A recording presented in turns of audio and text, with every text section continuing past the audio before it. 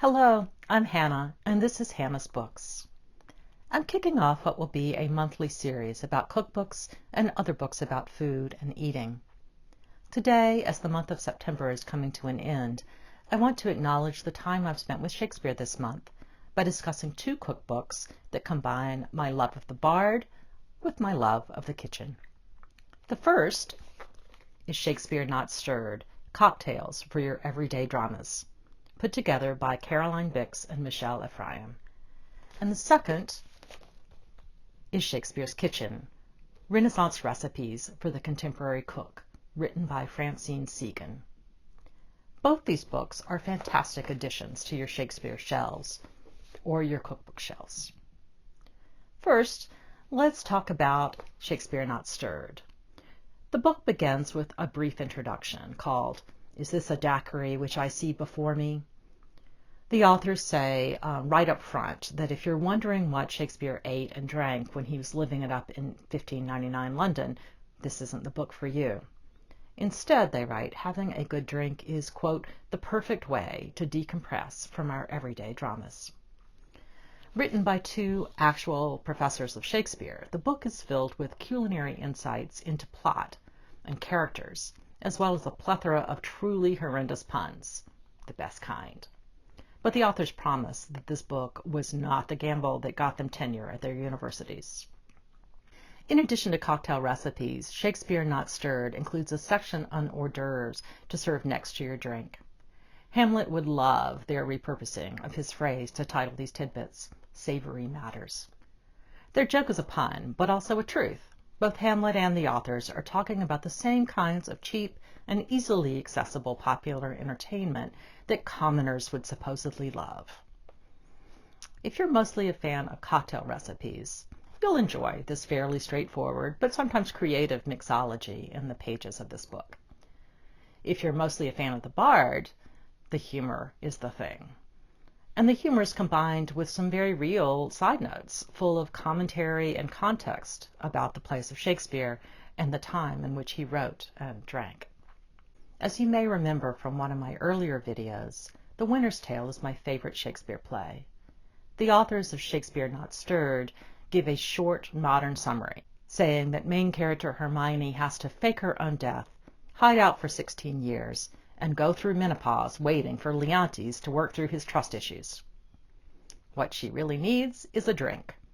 Hermione's Martarini, essentially a dirty martini with the addition of a caperberry to garnish. If you too are a fan of Winter's Tale, don't miss the doctored illustration of the doctored version of Shakespeare's most famous stage direction, Exit, pursued by a beer.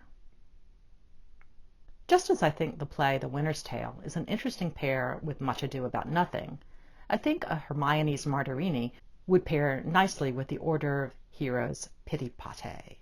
They write, even if you're remotely tempted to erect a Facebook in memoriam page for yourself, the modern version of hero pretending to be dead, to see if he posts something nice, stop. Have this pity pate instead, made with tofu and almonds and various spices. As they say, serve with crackers and sighs. Although many of the recipes are related to the plays only through symbolism or linguistic puns, a few are more directly connected. Take, for example, The Drowning Ophelia, a watery blue-colored cocktail made with elderflower liqueur and garnished with sugared edible flowers.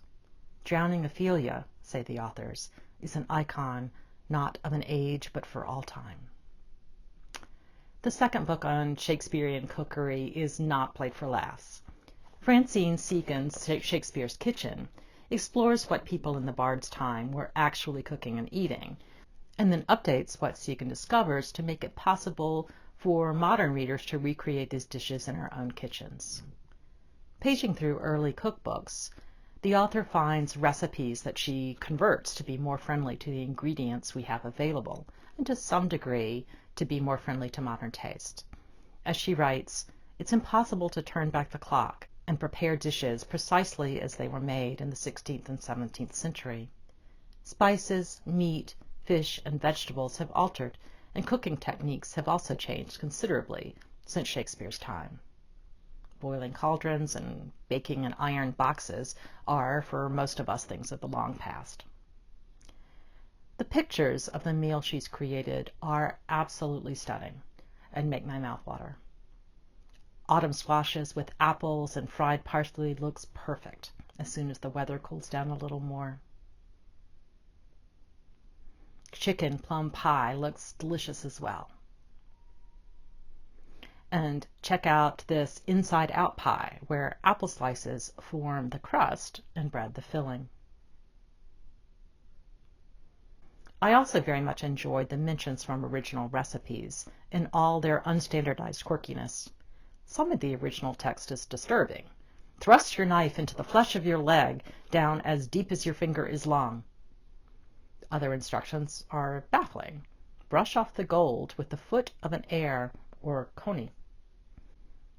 Seeken ends her book with quotes about food from Shakespeare's writing, information about the social and cultural practices of eating together during the Elizabethan era, and finally, with suggestions about how to host a Shakespeare-inspired meal, including simple menu plans. So that's it. I've not actually put either of these 2 volumes to use yet, but I think that when my Shakespeare-obsessed son comes home from college for winter break, we're going to have a feast. Let me know if you're inspired to do the same, or if you have other cookbooks which you connect with some of your favorite literature. Thanks. See you soon.